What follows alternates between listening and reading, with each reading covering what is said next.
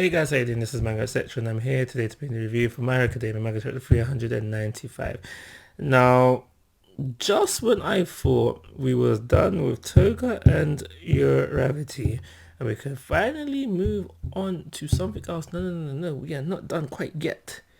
We still had the aftermath. I'm sorry, I forgot about the aftermath. But this is what essentially this chapter was about. It's the aftermath of their fight. And now, silly me, not realizing too invested in the talk no jutsu of uraraka and just her spin on that jutsu and to see how she makes it work for herself. I was so wrapped up in that I completely missed how injured she is. So we find out, at least for me for the first time, just how injured she is. And now she's apparently, was apparently on death's door, dying on death's door, losing blood. She was saying she was feeling cold, she can't move her limbs, all the rest of it. She was dying. She was almost night for her, but unluckily, luckily for our soon to be pro hero, I'm assuming. That reminds me, I got a video I want to do. Let me slide it in there. My Hero Academia video coming soon. Should be a good one. Anyway, just when we thought that she was gone, she was gonna be gone, our villain, Ness, Toga, she steps in there to save the day.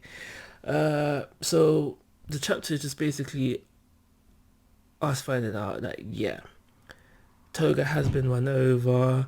She sees Urara's point of view now, but at the end of the day, she still wants to live by her decree. I don't think that's the right word, but morals. So yes, she's seen the light of way. Yes, she's realized the wrong that she's done. Yes, she feels that she needs to atone for her sins, but she doesn't want to atone for the sins in the way that the heroes would want her to atone, go to prison. Obviously, she wants to do it her own, and that's why, which leads to her doing what she does in this chapter, which is essentially a blood transfusion for uraraka. You know how she does it. She changes it to uraraka, therefore matching the blood, giving the blood that way. Uraraka would be saved. Yeah, but I could be wrong, but the way the chapter implies is that she'll be given like all of her blood, or at least a dangerously big amount of her blood, so therefore she's gonna die in the process, and that will be her atoning for her crimes, kind of thing. So that's what the chapter was about, and it just all goes back to what I've been saying about this chapter. I mean, this series for a while now. Don't get me wrong, this was touching. This was a touching chapter for some to do that.